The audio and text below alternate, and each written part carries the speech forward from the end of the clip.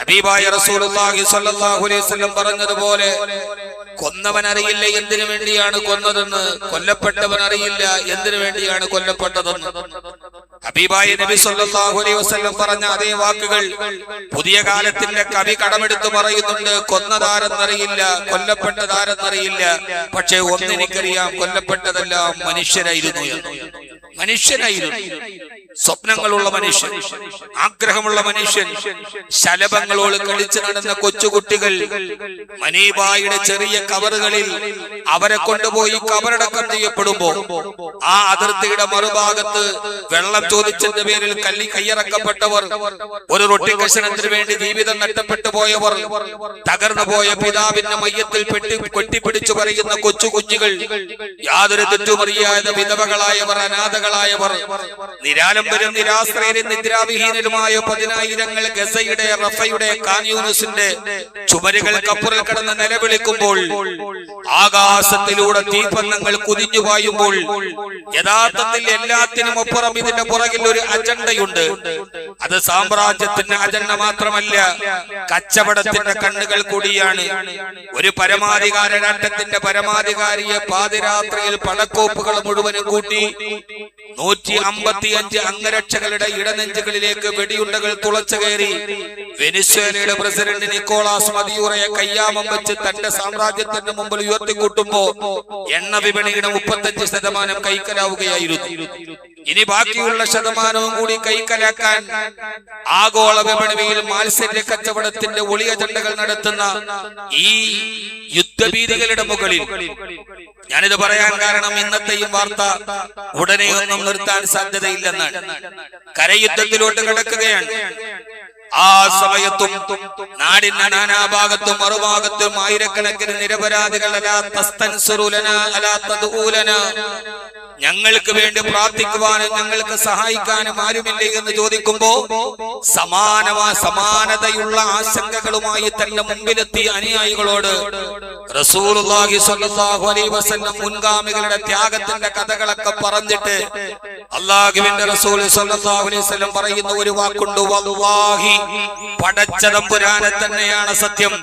കിഴക്കിന്റെ നഭസ്ഥലിയിൽ നിന്ന് സൂര്യനെ ഉദിപ്പിക്കുകയും പടിഞ്ഞാറ് അസ്തമിക്കുകയും ദിനരാത്രങ്ങളെ രാപകലിടക വ്യതിയാനങ്ങളെ വ്യത്യാസമില്ലാതെ കൈകാര്യം ചെയ്യുകയും ചെയ്യുന്ന ഖാലിഖുസ് സമാവാതി വൽ അർദ്, ആകാശഭൂമികളുടെ സൃഷ്ടികൻ, മാലിക്കുൽ മുലൂക്, രാജാക്കന്മാരുടെ മുഴുവനും രാജാവായ എന്നെയും നിന്നെയും ഈ പച്ചമണ്ണിൽ നിന്ന് പടച്ചെടുത്ത പടച്ചറപ്പിനെ തന്നെയാണ് സത്യം.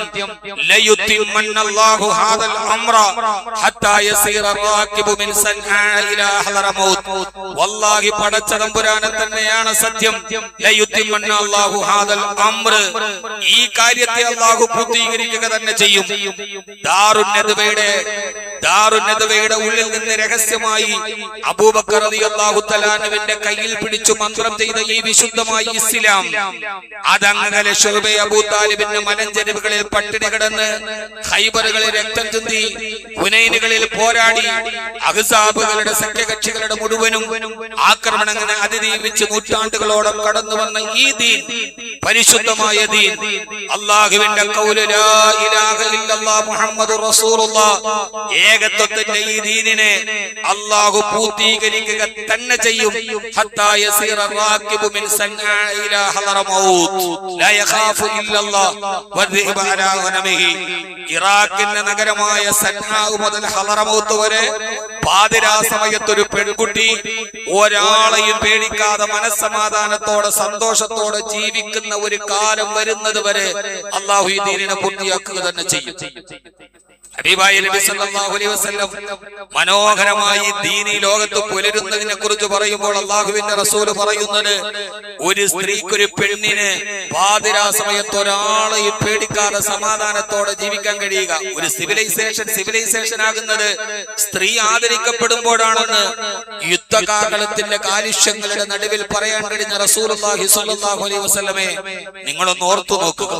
എത്ര മനോഹരമാണ് ആ വാക്ക്. നട്ടുച്ച നേരത്ത് പുറകെ നടന്ന് ശല്യം ചെയ്തവനെ മലയാളി വെടിവെച്ചു കൊന്നു എന്ന വാർത്തയുടെ നടുവിലാണ് നമ്മുടെ രാജ്യത്തിന്റെ ഈ സാമൂഹ്യ രംഗത്ത് നാം മനസ്സിലാക്കുന്നതെങ്കിൽ ഒരു സ്ത്രീ ആദരിക്കപ്പെടുന്നത് വരെ ഈ ദീനിനെ അല്ലാഹു നിലനിർത്തുമെന്ന് ഹബീബായ നബി മുഹമ്മദ് മുസ്തഫ സല്ലല്ലാഹു അലൈഹി വസല്ലം. എന്നിട്ട് അല്ലാഹുവിന്റെ റസൂൽ സല്ലല്ലാഹു അലൈഹി വസല്ലം പറഞ്ഞു, വലാകിന്നകും തസ്തഅജിലൂൻ, പക്ഷേ നിങ്ങൾ ധൃതി കാണിക്കരുത്, അക്ഷമരാവരുത്. നാളെ തന്നെ ഇസ്ലാം ഈ ലോകത്ത് ബുദ്ധികരിക്കപ്പെടണമെന്ന ഒരു അക്ഷമ നിങ്ങളുടെ ജീവിതത്തെ വൈകാരികമായി നിങ്ങൾ പ്രതികരിക്കരുത്. ഹബീബായ റസൂലുള്ളാഹി സ്വല്ലല്ലാഹു അലൈഹി വസല്ലം നമ്മോട് പറഞ്ഞു തരികയാണ്, ജീവിതത്തിലുടനീളം 1400 വർഷങ്ങൾക്ക് മുമ്പ് അല്ലാഹുവിന്റെ റസൂൽ സ്വല്ലല്ലാഹു അലൈഹി വസല്ലം വിശ്വാസികളോട് പറഞ്ഞത്, ഒരു വിശ്വാസിയുടെ ജീവിതം പരീക്ഷണങ്ങളുടെ കനൽപഥങ്ങളെ താണ്ടി മാത്രമേ മുമ്പോട്ട് പോകാൻ കഴിയൂ. വിശ്വാസി എന്ന രീതിയിൽ നാം ആദ്യം ഉണ്ടാകേണ്ട ഒന്ന്, സാധാരണ നമ്മുടെ ചെറുപ്പക്കാർക്കൊക്കെ തോന്നാം, എന്തിനു വേണ്ടി ഇസ്ലാമിനെതിരെ ഇത്ര ആളുകൾ ഒരുമിച്ച് കൂടുന്നു, മുസ്ലിമീങ്ങൾക്ക് മാത്രം എതിരെ എന്ത്? 1400 വർഷങ്ങൾക്ക് മുമ്പ് അല്ലാഹുവിന്റെ ഹബീബ് നബി മുഹമ്മദ് മുസ്തഫ സ്വല്ലല്ലാഹു അലൈഹി വസല്ലം വിശ്വാസികളോട് പറഞ്ഞ ഏറ്റവും പരമപ്രധാനമായ ഒരു കാര്യം നാം മനസ്സിലാക്കേണ്ടത്, പരീക്ഷണം എന്നത് വിശ്വാസികളുടെ മാത്രം പ്രത്യേകതയാണ്. വിശ്വാസമില്ലാത്തവരെ സംബന്ധിച്ചോളം പരീക്ഷണങ്ങൾക്ക് അടിസ്ഥാനമില്ല, ദുഃഖങ്ങൾക്ക് അടിസ്ഥാനമില്ല. ഈ ഭൂമിയിൽ തന്നെയാണ് സ്വർഗവും നരകവും എന്ന് ചിന്തിക്കുന്ന ആളുകൾക്ക് എന്ത് പ്രയാസങ്ങൾ, എന്ത് ദുഃഖങ്ങൾ. എല്ലാത്തിനും അപ്പുറം ഈ പരീക്ഷണങ്ങൾക്കപ്പുറം അല്ലാഹു വെച്ചിരിക്കുന്ന വലിയൊരു പ്രതിഫലത്തെ മാത്രം ആഗ്രഹിച്ച് ജീവിക്കുന്നവർ, ഈ ഭൂമിയിൽ നമുക്ക് കിട്ടാതിരിക്കുന്നതെല്ലാം സ്വർഗത്തിൽ കിട്ടും എന്ന് ആഗ്രഹിക്കുന്ന ആളുകൾ, അവരെയാണ് പരീക്ഷണങ്ങളുടെ മുകളിലൂടെ നടന്നു പോകേണ്ടത്. ആ പരീക്ഷണങ്ങൾ എല്ലാ ഭാഗത്തും ഉണ്ടാകും. ആഗോള സാഹചര്യങ്ങളിൽ, സാമ്പത്തിക രംഗങ്ങളിൽ, സാമൂഹിക രംഗങ്ങളിൽ, രാഷ്ട്രീയ രംഗങ്ങളിൽ, വ്യക്തി ജീവിതത്തിൽ, ദാമ്പത്യ ജീവിതത്തിൽ, ഭൗതിക ജീവിതത്തിൽ, കച്ചവടങ്ങളിൽ, വ്യവഹാരങ്ങളിൽ എന്നുവേണ്ട ജീവിതത്തിന്റെ നിഖിലമാന മേഖലകളിലും പരീക്ഷണങ്ങളുടെ മുകളിലൂടെ അല്ലാതെ നടന്നു പോകാൻ കഴിയില്ല എന്നത് അല്ലാഹു നമ്മളോട് എല്ലാവരോടും പറയുന്ന ഒരു ചോദ്യമാണ്. എവിടെയാണ് നിങ്ങളുടെ സ്വർഗം എത്തി നിൽക്കുന്നത് എന്ന് ചോദിക്കുമ്പോ അല്ലാഹു ചോദിക്കുന്ന ഒരു ചോദ്യം, പരീക്ഷണങ്ങളില്ലാതെ എന്ത് ജീവിതമാണ്? खुशी जिंदगी की महलों में हमें सो नहीं सकता, जिंदगी की नुकेली पत्थर की रास्ते पर चलना चाहिए. ജീവിതം എന്ന് പറഞ്ഞാൽ ഖുഷി ജിന്ദഗി की महलों में हमें सो नहीं सकता. ഈ മനോഹരമായ പട്ടുമെത്ത വിരിച്ച ഒരു ശീതീകരിച്ച റൂമിൽ സുഖമായി കിടന്നുറങ്ങാമെന്ന് നിങ്ങൾ കരുതുന്നുവെങ്കിൽ ഇല്ല, നിങ്ങളുടെ ചിന്തകൾ വ്യർത്ഥമാണ്. जिंदगी की नुकेली पत्थर की रास्ते पर चलना चाहिए. ജീവിതം എന്ന് പറഞ്ഞാൽ കല്ലും മുള്ളും നിറഞ്ഞ, കല്ലിനും മുള്ളിനും മുകളിലൂടെ ചവിട്ടി ലക്ഷ്യത്തിലെത്താൻ കഴിയുന്ന ഒരു തീർത്ഥയാത്രയുടെ പേരെയാണ് ജീവിതം എന്ന് പറയുന്നത്. നിങ്ങളുടെ ചുറ്റുപാടുകളിലൊക്കെ ഈ പ്രയാസങ്ങളിലെല്ലാം ഉണ്ടാവാം. അല്ലാഹുവിന്റെ വിശുദ്ധമായ ഖുർആൻ നമ്മോട് ചോദിക്കുന്ന ഒരു ചോദ്യമുണ്ട്, അമ്മ ഹസിബ്തും മൻ തദ്ഖുലുൽ ജന്ന ولما يعلم الله الذين جاهدوا منكم ويعلم الصابرين. എന്തിനാണ് നിങ്ങൾക്ക് ഞാൻ ഈ പരീക്ഷണങ്ങളെ തരുന്നത്? അം ഹസിബ്തും അൻ തദ്ഖുലുൽ ജന്ന, സ്വർഗ്ഗത്തിന്റെ കവാടം നിങ്ങളുടെ മേൽ വെറുതെ തുറക്കപ്പെടുമെന്ന് നിങ്ങൾ കരുതുകയാണോ? അള്ളാഹുവിന്റെ ചോദ്യമാണ്. എത്ര മനോഹരമായിട്ടാണ് ചോദ്യം. പല അയിനുണ്ടകത്ത് ഒരു കണ്ണും ഇതുവരെ കണ്ടിട്ടില്ലാത്ത, ഒരു ഹൃദയം ഇതേവരെ ചിന്തിച്ചിട്ടില്ലാത്ത, ഒരാൾക്കും ജീവിതത്തിൽ ചിന്തിക്കാൻ പോലും കഴിയാത്ത ഒരു അനുഗ്രഹം ഞാൻ നിങ്ങൾക്ക് ഒരുക്കി വെച്ചത്, ഇവിടെയും സുഖിച്ച് ജീവിച്ചിട്ട് അവിടെയും പോയി സുഖത്തോടെ ജീവിക്കാമെന്ന് നിങ്ങൾ കരുതുകയാണോ? ഇല്ല.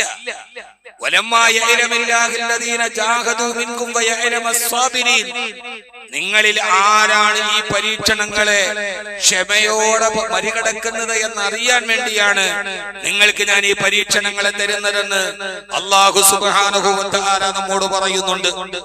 ആ പരീക്ഷണങ്ങൾ ഏതുമാകട്ടെ, ആന്തരികമാകട്ടെ, ഭാഗ്യമാകട്ടെ, ആഗോളമാകട്ടെ, ഏതുമാകട്ടെ, ആ പരീക്ഷണങ്ങളെ പുഞ്ചിരിയോടെ നേരിടാൻ നമുക്ക് കഴിയണം. പുഞ്ചിരിയോടെ നേരിടാൻ നമുക്ക് കഴിയണം. അല്ലാഹു നമുക്ക് അതിനുള്ള ഈമാൻ നൽകി അനുഗ്രഹിക്കുമാറാകട്ടെ. ഞാൻ പറയുന്നത് നാനാഭാഗത്തും കേൾക്കുന്ന വാക്കുകൾ നമ്മുടെ ഹൃദയത്തെ അസ്വസ്ഥമാക്കാൻ പാടില്ല. ഇസ്ലാം തകരാൻ പോവുകയാണ്. അതുകൊണ്ട് എന്നാൽ പിന്നെ ഞാൻ ഇതിൽ നിന്ന് മാറി അടുത്തടുത്തേക്ക് പോവുകയാണെന്നല്ല. ചരിത്രത്തിന്റെ ഇന്നലകൾ നിങ്ങളോട് പറയുന്ന മനോഹരമായ ചരിത്രം നിങ്ങൾക്കറിയില്ലേ? 4 ഭാഗത്തുനിന്ന് ശത്രുക്കൾ. ഇത് ജാഊകും മിൻ ഫൗകികും വമിൻ അസ്ഫല മിൻകും. സൂറത്തുൽ അഹ്സാബ്. അഹ്സാബ് എന്ന് പറഞ്ഞാൽ തന്നെ സഖ്യകക്ഷികൾ എന്നാണ്. അമേരിക്കയും ബ്രിട്ടനും ഫ്രാൻസും എല്ലാവരുമുണ്ട്. നാനാഭാഗത്തുനിന്ന് ശത്രുക്കൾ വന്ന് നിൽക്കുമ്പോൾ ഇത് ജാഊകും മിൻ ഫൗകികും വമിൻ അസ്ഫല മിൻകും. ഇത് ജാഊകും മിൻ ഫൗകികും, അങ്ങയുടെ മുകളിലൂടെ എതിരാളികൾ ആക്രമിച്ചില്ലേ നാവികസേന.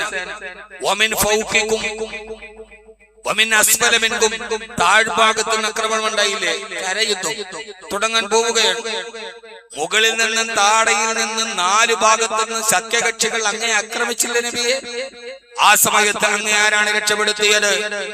സായുധ സൈനിക സമഗ്ര സന്നാഹങ്ങളിൽ ഏറ്റവും വലിയ പേർഷ്യയും റോമയും നിൽക്കുന്ന കാലത്ത് അങ്കുലി പരിമിതരായ ഒരു സഹാബത്തിനെ തകർക്കാൻ വരുമ്പോ 7 മുഴം നീളവും 10 മുഴം വീതിയുമുള്ള ഒരു കിടങ്ങ് കുഴിച്ചിട്ട് അങ്ങക്ക് സംരക്ഷണം ഒരുക്കിയവനാണ് ഞാൻ എന്ന് അല്ലാഹു സുബ്ഹാനഹു വ തആല നമ്മോട് പറയുന്നുണ്ട്.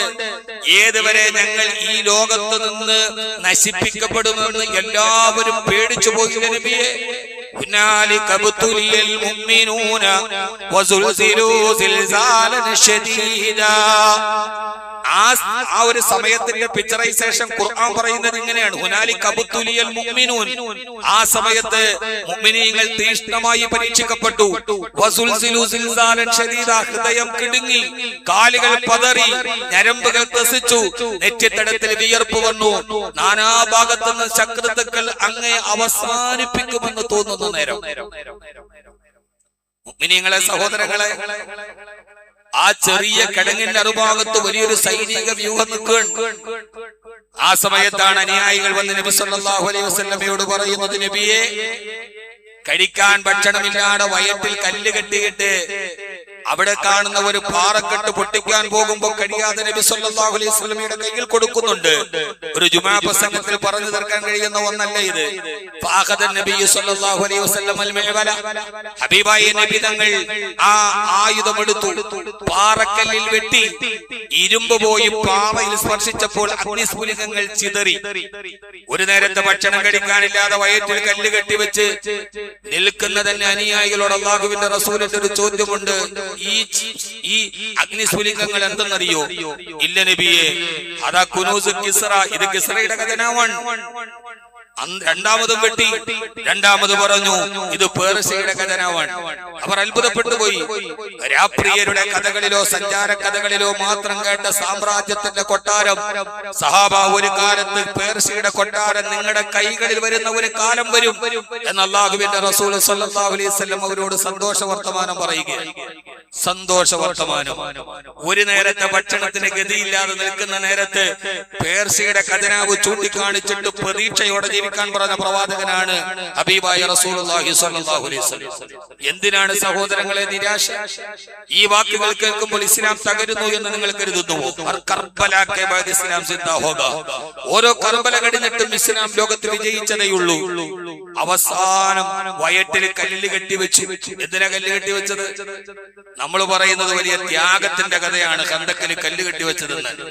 ആർക്കെങ്കിലും വല്ലാതെ വിശപ്പ് വരുമ്പോൾ വയറ്റിൽ കല്ല് കെട്ടിവെച്ചാൽ വിശപ്പ് മാറും? ഇല്ല. എന്തിനാണ് കല്ല് കെട്ടിയത്? വയറ് നന്നായി വിശന്ന് വയറൊട്ടിയാൽ നടുകുനിയും. മറുഭാഗത്തിരുന്ന ശത്രുക്കൾ നോക്കുമ്പോൾ മുതുകു കുനിഞ്ഞാൽ പരാജയപ്പെട്ടു പോകുന്നു എന്നാണ്. ശത്രുക്കൾ നോക്കുമ്പോൾ മുതുകു വളഞ്ഞ് കാണാതിരിക്കാൻ വേണ്ടിയാണ് റസൂലുള്ളാഹി സ്വല്ലല്ലാഹു അലൈഹി വസല്ലം ശത്രുവിന്റെ മുമ്പിൽ നിവർന്നു നിൽക്കാൻ വേണ്ടിയാണ് തന്റെ ഈ വയറ്റിൽ കല്ല് കെട്ടിവെച്ചത്. എന്റെ പ്രിയപ്പെട്ട സഹോദരങ്ങളെ, അതുകൊണ്ട് ഈ പരീക്ഷണങ്ങളെ മുഴുവനും സുസ്മേരവദനരായി പ്രതീക്ഷയോടുകൂടി നേരിടാൻ നമുക്ക് കഴിയണം. ജീവിതത്തിൽ ഏതുമാകട്ടെ, ആദരവായ പ്രവാചകൻ നബി മുഹമ്മദ് മുസ്തഫ സല്ലല്ലാഹു അലൈഹി വസല്ലം ഹബീബായ നബി തങ്ങൾ പറയുന്നുണ്ട്: ലോകത്ത് എന്നെ പരീക്ഷിക്കപ്പെട്ടതുപോലെ ലോകത്ത് ഒരാളെയും പരീക്ഷിക്കപ്പെട്ടിട്ടില്ല. നിങ്ങൾ ആ ജീവിതത്തെ ഒന്ന് ആലോചിച്ചു നോക്കൂ. ആഗോളമായ പരീക്ഷണത്തെ കുറിച്ച് മാത്രമല്ല, വളരെ പ്രധാനപ്പെട്ട ഒരു വിഷയത്തെ കുറിച്ച് ഈ പ്രഥമ ജുമയിൽ ഞാൻ നിങ്ങളോട് ഓർമ്മ ഓർമ്മപ്പെടുത്തുകയാണ് പ്രിയപ്പെട്ട സഹോദരങ്ങളെ. ഹബീബായ നബി സല്ലല്ലാഹു അലൈഹി വസല്ലം ആരാണ് ഇതുപോലെ പരീക്ഷിക്കപ്പെട്ടത്? ജനിക്കുന്നതിന് തൊട്ടു മുമ്പ് പിതാവ് നഷ്ടപ്പെട്ടു. ജനിച്ച ഉടനെ മാതാവിനെ കബറടക്കി. അത് കഴിഞ്ഞ് ആശ്വാസമായിരുന്ന പിതാമഹൻ രണ്ടുപേരും മരണപ്പെട്ടു. അവസാനം അനാഥനായി അബൂ താലിബിന്റെ അബൂ ഖുബൈസ് പർവ്വതത്തിന്റെ താഴെ ആടിനെ മേച്ചിട്ട് ജീവിതത്തിന്റെ വക കൊണ്ടിരുന്ന അനാഥ ബാലന് ജീവിതത്തിൽ ആശ്വാസമായ ഒരു പ്രിയപ്പെട്ടവളെത്തി ഖദീജ റളിയല്ലാഹു അൻഹ. എല്ലാ സങ്കടങ്ങളും അവസാനിച്ചെന്ന് കരുതി സന്തോഷത്തോടെ ദാമ്പത്യ ജീവിതം മുമ്പോട്ട് പോകുമ്പോ ആ സമയത്താണ് ഖദീജയും ഇവിടെ പറയുന്നത്. പ്രിയപ്പെട്ട ഭാര്യയെ കബറടക്കി. അതിനുശേഷം മക്കയിൽ നിന്ന് സ്വന്തം നാട്ടിൽ നിന്ന് ആട്ടിയോടിക്കപ്പെട്ടു. 13 വർഷം അന്യദേശത്ത് പോയി ആരാരുമില്ലാതെ പരീക്ഷണങ്ങളിലൂടെ നടന്നു. തിരിച്ചു മക്കയിൽ വന്നു. ജീവിച്ചിരിക്കുന്ന കാലത്ത് അല്ലാഹു നൽകിയ മുഴുവൻ ആൺമക്കളും ഹബീബായ നബി തങ്ങളുടെ ജീവിതത്തിൽ കൺമുന്നിൽ മരണപ്പെട്ടുപോയി. തന്റെ ആൺമക്കളെ മുഴുവനും കബറടക്കിയ ഒരു പിതാവിന്റെ പേരാണ് നബി മുഹമ്മദ് മുസ്തഫ സല്ലല്ലാഹു അലൈഹി വസല്ലം. പ്രിയപ്പെട്ട മകൾ സൈനബ് വിട പറഞ്ഞുപോയി. പ്രിയപ്പെട്ട മകൾ മരണപ്പെട്ടു പോയി. ജീവിതത്തിൽ ഒരു ചെറിയ നിരാശ വരുമ്പോ ഏതോ ഒരു സംഗീതജ്ഞന്റെ മ്യൂസിക് കേൾക്കാൻ പോയ വഴിയിൽ മകൻ മരണപ്പെട്ടു പോയപ്പോ മകന്റെ മൃതദേഹം മുമ്പിലെത്തുന്നതിന് മുമ്പ് ആത്മഹത്യ ചെയ്ത അച്ഛന്റെയും അമ്മയുടെയും കഥനത്തിന്റെ കഥ ഇന്നലകളിൽ കേട്ടിട്ടുണ്ട്. എന്തിനാണ് കാലുകൾ പതറുന്നത്? ഹബീബായ റസൂലുള്ളാഹി സ്വല്ലല്ലാഹു അലൈഹി വസല്ലം മദീനത്തെ പള്ളിയിൽ ഇരിക്കുമ്പോഴാണ് പ്രിയപ്പെട്ട മകൾ സൈനബ് റളിയല്ലാഹു തആല ഒരു കുഞ്ഞുമോളുണ്ടായിരുന്നു. രോഗത്തിന്റെ വല്ലാത്ത അവസ്ഥയിൽ അവർ പെടഞ്ഞുപോയി. ആ കുഞ്ഞു മരണത്തോടെടുക്കുമ്പോ പ്രിയപ്പെട്ട സൈനബ് റളിയല്ലാഹു തആല പറയുന്നുണ്ട്, എന്റെ ഉപ്പയോടൊന്ന് വരാൻ പറ. സഹാബത്ത് മദീനയിലേക്ക് പോയി. മദീനയിൽ ചെന്ന് റസൂലുള്ളാഹി സ്വല്ലല്ലാഹു അലൈഹി വസല്ലം ആളുകളുമായി ചർച്ചയിലാണ്. നബിയെ മോള് വിളിക്കുന്നുണ്ട്, വരാൻ പറയുന്നുണ്ട്.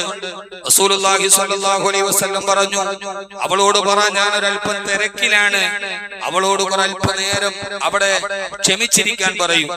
സഹാബത്ത് പോയി പറയുമ്പോ സൈനബ് റളിയല്ലാഹു അൻഹയുടെ കയ്യിൽ കിടന്ന് കുഞ്ഞുമോൾ ഇങ്ങനെ മരണത്തിന്റെ വെപ്രാളത്തിൽ പിടക്കുമ്പോ വല്ലാഹി ലയതിയന്നൽ ആൻ, എന്റെ ഉപ്പ വന്നേ മതിയാവൂ, ഇപ്പോൾ വരാൻ പറയണം, വല്ലാഹി വന്നേ മതിയാവൂ. ഒരു മകള് പതറിപ്പോകുമ്പോൾ സാന്ത്വനം ഉപ്പയാണ്. സഹാബത്ത് പോയി അല്ലാഹുവിന്റെ റസൂൽ സ്വല്ലല്ലാഹു അലൈഹി വസല്ലമയോട് പറഞ്ഞു.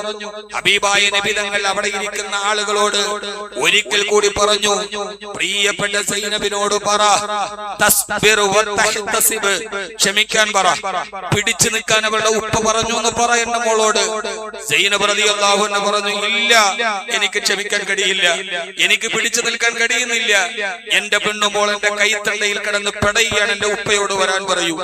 റസൂലുള്ളാഹി സ്വല്ലല്ലാഹു അലൈഹി വസല്ലമയ്ക്ക് രണ്ടാമത് വിവരം വന്നപ്പോ കൂടെ നിന്ന ആളുകളോട് യാത്ര പറഞ്ഞ് അല്ലാഹുവിന്റെ ഹബീബ് മദീനയിൽ നിന്ന് മദീനത്തു പള്ളിയിൽ നിന്ന് ഓടി. പ്രിയപ്പെട്ട മോളുടെ കൊച്ചുകുടിലോട്ട് കയറുമ്പോൾ കൈത്തണ്ടയിൽ കിടന്ന കുഞ്ഞുമോൾ ഹബീബിന്റെ പേരക്കുട്ടി സല്ലല്ലാഹു അലൈഹി വസല്ലം പെടയുകയാണ്. അല്ലാഹുവിന്റെ റസൂൽ പറഞ്ഞു, സൈനബേ കുഞ്ഞിനെ ഇങ്ങോട്ട് തരൂ.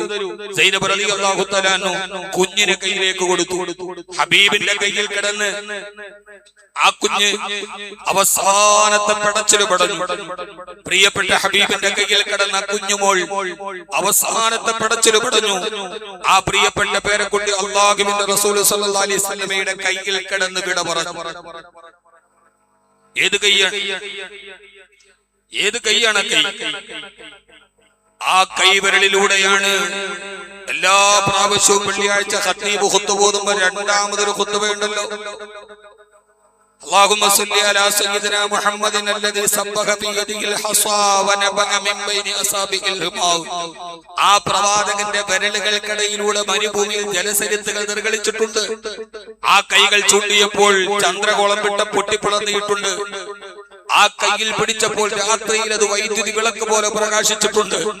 പക്ഷെ ആ മാന്ത്രികമായ റിസാലത്തിന്റെ വിരലുകൾക്ക് ജീവിതത്തിന്റെ പരീക്ഷണത്തെ തടയാൻ കഴിഞ്ഞില്ല. കാരണം അല്ലാഹു അങ്ങനെയാണ്. കയ്യിൽ കിടന്ന കുഞ്ഞവസാനത്തെ പടച്ചല് പടഞ്ഞ് മരിക്കുമ്പോ പ്രിയപ്പെട്ട മോൾ സൈനബ് പറയുന്നുണ്ട്, ഹബീബേ എന്റെ കുഞ്ഞുമോൾ പോയി. അല്ലാഹുവിന്റെ റസൂൽ സല്ലല്ലാഹു അലൈഹി വസല്ലം പറഞ്ഞു, സൈനബേ ക്ഷമിക്ക്, ഇന്നലില്ലാഹി മാ അഖദ വലഹു മാ അഅത വലികുല്ലി ഷൈഇൻ അജലുൻ മുസമ്മാ. പൊന്നുമോളോട് പറഞ്ഞതാണ്, മോളെ ഇന്നലില്ലാഹി മാ അഖദ, ഇത് തന്നത് റബ്ബാണ്, വലഹു മാ അത, തിരിച്ചെടുക്കാനുള്ള എല്ലാ അധികാരവും അവനാണ്, വലികുല്ലി ഷൈഇൻ അജലുൻ മുസമ്മ, എല്ലാത്തിനും അല്ലാഹു നിശ്ചയിച്ച ഒരു സമയമുണ്ട് മോളെ, ആ സമയമായാൽ അവര് പോയി കളയും. തന്റെ പ്രിയപ്പെട്ട പേരക്കുട്ടി കയ്യിൽ കിടന്ന് വിട പറയുന്ന നേരത്ത് ഹബീബിന്റെ പേരക്കുട്ടിയും വിട പറഞ്ഞു. സൈനബ് റളിയല്ലാഹു അൻഹയുടെ കണ്ണ് നിറഞ്ഞു. തീർന്നില്ല സഹോദരങ്ങളെ. ആരെങ്കിലും ജീവിതത്തിന്റെ പരീക്ഷണങ്ങളുടെ തീച്ചുളയിൽ പോകുന്നെങ്കിൽ നിങ്ങൾ ഓർത്തുകൊള്ളുക, തീർന്നില്ല. 6 മാസം കഴിഞ്ഞു. ഹബീബ് പള്ളിയിൽ ഇരിക്കുമ്പോൾ ആരോ വന്ന് പറഞ്ഞു, അങ്ങയുടെ മകൾ സൈനബും പോയി. സൈനബ് റളിയല്ലാഹു തആല പ്രിയപ്പെട്ട മകളും പോയി. ഓടി വീട്ടിൽ ചെല്ലുമ്പോ വാടി താട വീണ മുല്ലപ്പൂ പോലെ വെള്ളത്തുണിയിൽ പൊതിഞ്ഞു പൊന്നുമോൾ സൈനബ്. ഹബീബ് ഒന്നും മിണ്ടാതെ മയ്യത്തിലേക്ക് നോക്കി നിന്നു. സഹാബത്ത് പറയുന്നുണ്ട്, എന്തെങ്കിലും ഒന്ന് പറഞ്ഞിരുന്നെങ്കിൽ ഞങ്ങൾക്ക് സമാധാനമായേനെ. അല്ലാഹുവിന്റെ റസൂൽ പ്രിയപ്പെട്ട പൊന്നുമോളുടെ നെറ്റിത്തടത്തിലേക്ക് നോക്കി നിന്നു. മയ്യത്ത് കുളിപ്പിക്കാൻ എടുത്തു. സഹാബത്ത് അല്ലാഹുവിന്റെ റസൂൽ അൻസാരി സ്ത്രീകളോട് പറഞ്ഞു, എന്റെ സൈനബിനെ കുളിപ്പിക്കുമ്പോൾ നിങ്ങൾ അതിൽ കർപ്പൂരമിടണം. മയ്യത്ത് കുളിപ്പിച്ചു കഴിഞ്ഞാൽ നിങ്ങൾ എന്നോട് വിവരം പറയണം. അപ്പുറത്ത് മയ്യത്ത് കുളിപ്പിക്കുമ്പോ ഈത്തപ്പന മരത്തിന്റെ ഓലയുടെ മറയുടെ അപ്പുറത്ത് ജലമിങ്ങനെ വീടുന്നത് ഹബീബ് കേട്ടു നിന്നു. അവസാനം അത് അവസാനിച്ചപ്പോൾ അൻസാരി സ്ത്രീകൾ പറഞ്ഞു, യാ റസൂലല്ലാഹ്, മയ്യത്ത് കുളിപ്പിച്ചു കഴിഞ്ഞു നബിയെ. അല്ലാഹുവിന്റെ റസൂൽ തന്റെ ശരീരത്തിൽ കിടക്കുന്ന ഒരു വെള്ള ഷാൾ എടുത്തിട്ട് അവരോട് പറഞ്ഞു, ഇതെന്റെ സൈനബിന്റെ കഫൻ തുണിയുടെ കൂടെ വെക്കണം, ഖബറിൽ അവൾക്ക് എന്തെങ്കിലും ഒരു സന്തോഷമുണ്ടാവട്ടെ എന്ന്. തന്റെ പ്രിയപ്പെട്ട മകളെ യാത്രയാക്കുകയാണ് പിതാവ്.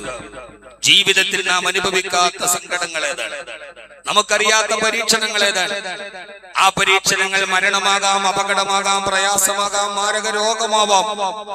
പ്രിയപ്പെട്ട മകളെ പള്ളിക്കാട്ടിലേക്ക് ഇറക്കി വെക്കുമ്പോ ഹബീബ് കരയുന്നുണ്ട് സല്ലല്ലാഹു അലൈഹി വസല്ലം, അല്ലാഹുവേ, എന്റെ പൊന്നുമോൾ സൈനബ് പാവമാണ് റബ്ബേ, അവളെ നീ ഖബറിൽ ശിക്ഷിക്കരുതേ എന്ന് ഹബീബായ റസൂലുള്ളാഹി സ്വല്ലല്ലാഹു അലൈഹി വസല്ലം കരയുന്ന ഒരു രംഗമുണ്ട്.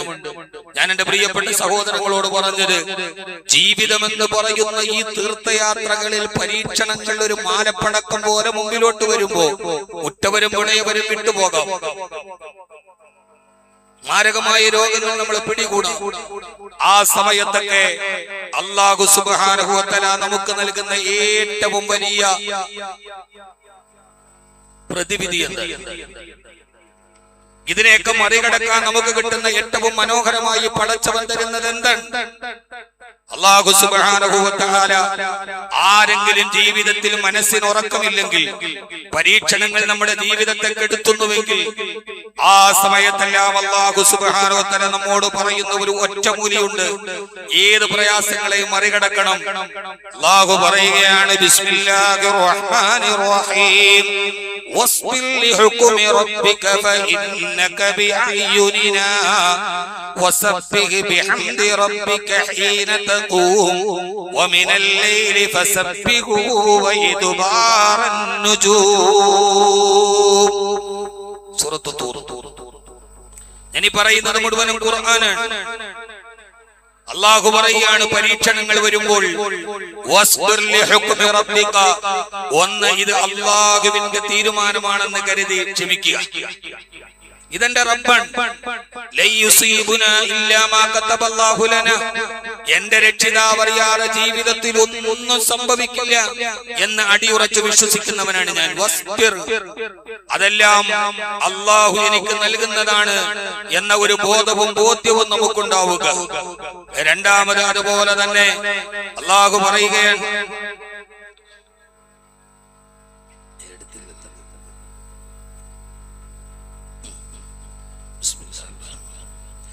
അല്ലാഹു തൗഫീഖ് നൽകട്ടെ. ഏത് പരീക്ഷണങ്ങളെയും പ്രതിസന്ധികളെയും മറികടക്കാൻ കഴിയുന്ന ഏറ്റവും വലിയ ഒരു പരിചയമാണ് സദഖ. ആ സദഖ അല്ലാഹുവിന്റെ ഭവനത്തിനാകുമ്പോൾ അത് അത്രമേൽ മഹോത്തരമാണ്.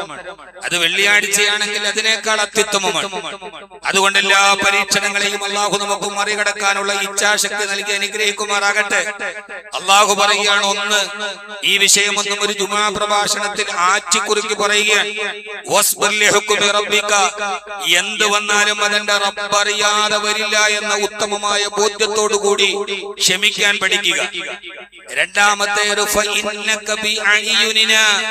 അടിമേ, നിന്നെ ഞാൻ കാണുന്നുണ്ട്, നിന്റെ പ്രയാസങ്ങൾ ഞാൻ അറിയുന്നുണ്ട്, നിന്റെ സങ്കടക്കടലുകൾ ഞാൻ അറിയുന്നുണ്ട്.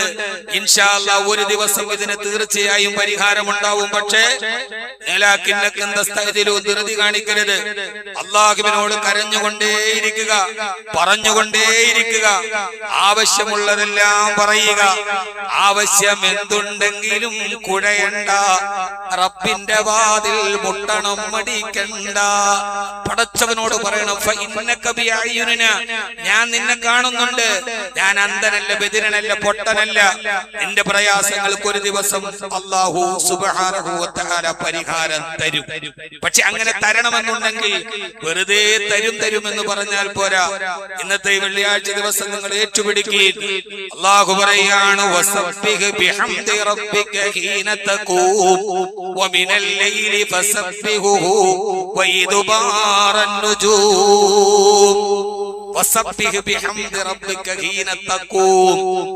ഉറക്കത്തിൽ എഴുന്നേൽക്കുമ്പോ പടച്ചവനോട് തസ്ബീഹ് പറയണം. രാത്രിയിൽ ദിക്ർ ചൊല്ലണം.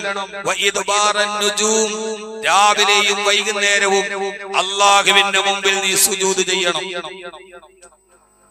രാവിലെയും വൈകുന്നേരവും നീ അല്ലാഹുവിന്റെ മുമ്പിൽ സുജൂദ് ചെയ്യണം. ഉടമയോട് അടിമ ഏറ്റവും അടുത്തിരിക്കുന്ന സമയം റസൂലുള്ളാഹി സ്വല്ലല്ലാഹു അലൈഹി വസല്ലം പറഞ്ഞു, സുജൂദിലാണ്. ആ സുജൂദുകൾ നിന്റെ ജീവിതത്തിൽ ഹീനത്തക്കും, നീ എഴുന്നേൽക്കുന്ന നേരം. ഞാനൊന്ന് ചോദിക്കട്ടെ സഹോദരങ്ങളെ, ജീവിതത്തിലെ ആയുസ്സിൽ ഏറ്റവും മനോഹരമായ സമയമാണ് പ്രഭാതം. നാം ഉറക്കത്തിൽ എഴുന്നേൽക്കുന്ന നേരം, സുബഹിന്റെ നേരം. റമളാനിലെ സുബഹി പോലെയാണോ റമളാന് ശേഷമുള്ള നമ്മുടെ സുബഹി? ഏറ്റവും മനോഹരമായ സുബഹി ഈ റമളാന് ശേഷമുള്ള രണ്ടാമത്തെ വെള്ളിയാഴ്ച. അല്ലാഹുവിടെ പറയുന്ന ഹീനത്തക്കും, എഴുന്നേൽക്കുന്ന നേരത്തുള്ള നിന്റെ പ്രഭാത നമസ്കാരം സുബഹി. ആ സുബഹി നമസ്കാരത്തെ നിങ്ങൾ എങ്ങനെയാണ് കണക്കാക്കിയത്? ഒരു മനുഷ്യന്റെ ജീവിതത്തിലെ, എന്റെ പ്രിയപ്പെട്ട മുഅ്മിനീങ്ങളെ, സഹോദരങ്ങളെ, ഏറ്റവും പ്രധാനപ്പെട്ട ഒന്ന് സുബഹിയാണ്. നിങ്ങളൊന്ന് എഴുന്നേറ്റ് നോക്കൂ. തതജാഫാ ജുനൂബുഹും അനിൽ മലാജിഇ യദഊന റബ്ബഹും ഖൗഫൻ വതമഅ. ഉറക്കത്തിന്റെ കരിമ്പടത്തിൽ നിന്ന് മാറി എഴുന്നേറ്റ് അല്ലാഹുവിനോട് ദുആ ചെയ്യേണ്ട നേരം. സുബഹിന്റെ ബാങ്ക് മണക്കാട് വലിയ പള്ളിയിൽ മുഴങ്ങുന്നു. നിങ്ങൾ എഴുന്നേറ്റ് ഉറക്കത്തോട് വിട പറഞ്ഞ് ഒളു എടുത്തിട്ട് നേരെ പള്ളിയിൽ വരുന്നു.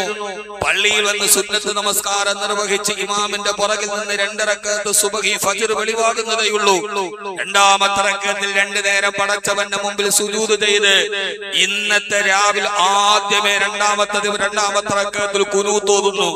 എന്താണ് ഓതുന്നത്? അല്ലാഹുവേ, എല്ലാവരും ഉറക്കത്തിന്റെ കരിമ്പടം പുറച്ചു കിടക്കുന്ന നേരത്ത് നിന്റെ മുമ്പിൽ നെറ്റിവെച്ച് ഞാൻ എന്റെ ഇന്നത്തെ ദിവസം തുടങ്ങാൻ പോവുകയാണ്. അല്ലാഹുമ്മ ഹ്ദിനാ ഫീമൻ ഹദൈത് വആഫിനാ ഫീമൻ ആഫൈത് വതവല്ലനാ ഫീമൻ തവല്ലൈത്. അല്ലാഹുമ്മ ഹ്ദിനാ ഫീമൻ ഹദൈത്. നീ സന്മാർഗം നൽകിയവരുടെ കൂട്ടത്തിൽ ഈ സാധുവായ എന്നെയും പെടുത്തേണമേ. വഅഫിനാ ഫീമൻ ആഫൈത്. നീ സുഖവും ആരോഗ്യവും നൽകിയവരുടെ കൂട്ടത്തിൽ എന്നെയും നീ പെടുത്തേണമേ. അല്ലാഹുവേ, വബാരിക് ലനാ ഫീമാ അഅതൈത്. നീ നൽകിയതിലെല്ലാം നിന്റെ ബറക്കത്ത് തരണേ റഹ്മാനെ. എന്റെ ഭാര്യയ്ക്കു വേണ്ടി, എന്റെ മക്കൾക്കു വേണ്ടി, എന്റെ ജീവിതത്തിന്റെ 2 അറ്റം തമ്മിൽ കൂട്ടിമുട്ടിക്കാൻ ഞാൻ ഇറങ്ങുന്നു റബ്ബേ. വബാരിക് ലീ ഫീമാ അഅതൈത്. ഇന്നത്തെ ദിവസം നീ എനിക്ക് തരുന്നതിലൊക്കെ നീ ബറക്കത്ത് തരണേ റബ്ബേ. വഖിനാ റബ്ബനാ ശർറ മാ ഖളൈത്. ഇന്നത്തെ ദിവസം എന്റെ വിധികളിൽ എന്തെങ്കിലും എനിക്ക് അഹിതകരമായതുണ്ടെങ്കിൽ നീ എന്നെ കാക്കണേ റഹ്മാനെ. രാവിലത്തെ ദുആയാണ്. വഖിനാ റബ്ബനാ ശർറ മാ ഖളൈത്. ഇന്നത്തെ ദിവസം എന്റെ വിധിയിൽ എന്തെങ്കിലും ഉണ്ടെങ്കിൽ ലാ യറുദ്ദുൽ ഖളാഅ ഇല്ല ദുആ. വിധിയെ മറികടക്കാൻ ദുആക്ക് കഴിയും.